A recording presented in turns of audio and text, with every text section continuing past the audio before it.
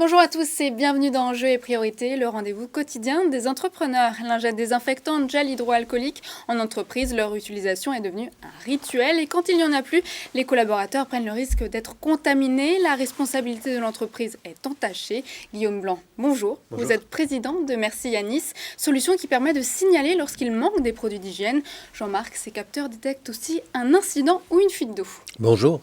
Votre entreprise, elle est arrivée sur le marché avant le Covid. C'est ça, c'est en 2019 qu'on l'a créé et pour le coup, le Covid nous a apporté de nouveaux enjeux et on a modifié la solution pour répondre à ces nouvelles problématiques. Donc vous avez répondu finalement au problème du Covid, que posait le Covid. Tout à fait, en tout cas pour les entreprises, on va les aider à avoir une meilleure gestion de tout ce qui est propreté et maintenance dans les locaux.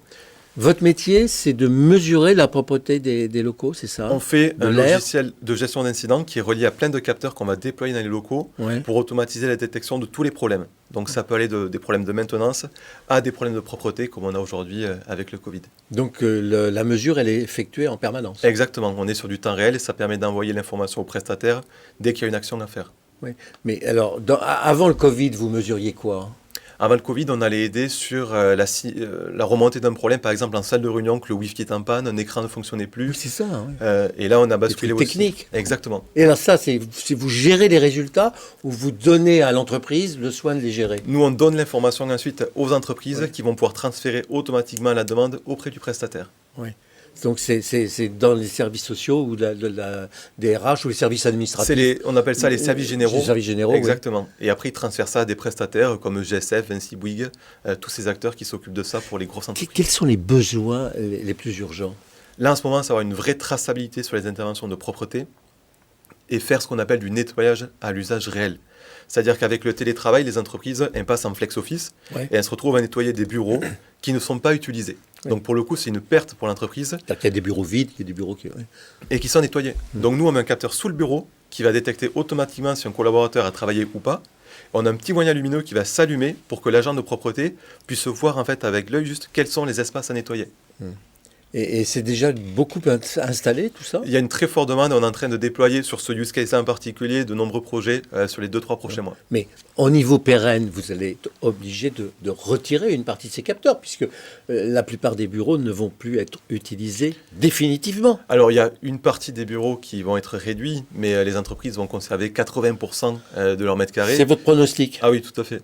On voit qu'il y a quand même besoin de revenir en entreprise pour partager des moments, pour faire du brainstorming. C'est là où on est plus productif, où on est créatif. Et pour le coup, les espaces évoluent, mais les besoins resteront. Est-ce que vous pensez que les habitudes que nous avons prises en matière de protection sanitaire, on va les garder? Il y en a, oui. Je pense que se serrer la main, ça ne va pas forcément revenir comme ça. On va peut-être garder le check, se laver les mains avant de manger.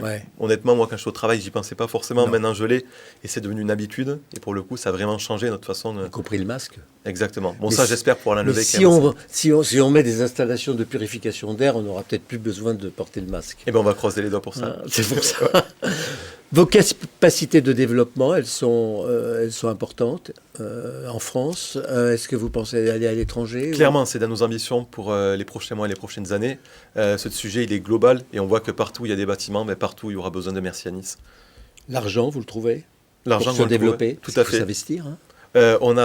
Aujourd'hui, c'est les clients. On a quand même 40 clients ETI grande entreprise qui nous ont permis... Donc c'est de l'autofinancement? Oui, de faire grossir l'entreprise. On était 4 l'an dernier et on est 15 aujourd'hui. Et sinon, une fois que... C'est les clients qui investissent dans l'équipement ou c'est vous qui investissez dans l'équipement? On est sur de l'abonnement pur. Donc c'est un SaaS avec le capteur et c'est un vrai service qu'on apporte aux clients. Ah oui, donc vous êtes sur l'abonnement pur. Donc c'est l'abonnement qui finance l'équipement. Tout à fait, c'est ça. Avec le SAV et l'accès à la plateforme aussi. Vous pouvez doubler ça d'un système de sécurité, contrôle de sécurité? On peut se connecter à plein d'outils parce qu'on a des API ouvertes et aujourd'hui, ça peut faire partie du genre d'outils auxquels on peut se connecter. Connecté au système de chauffage pour la régulation du chauffage? Tout à fait, on pourrait aussi, ça s'appelle des GTB et on est en train justement de faire ce genre de connexion. Merci Guillaume Blanc. Je rappelle que vous êtes président de Merci Yanis, capteur destiné à piloter la maintenance et la propreté des locaux.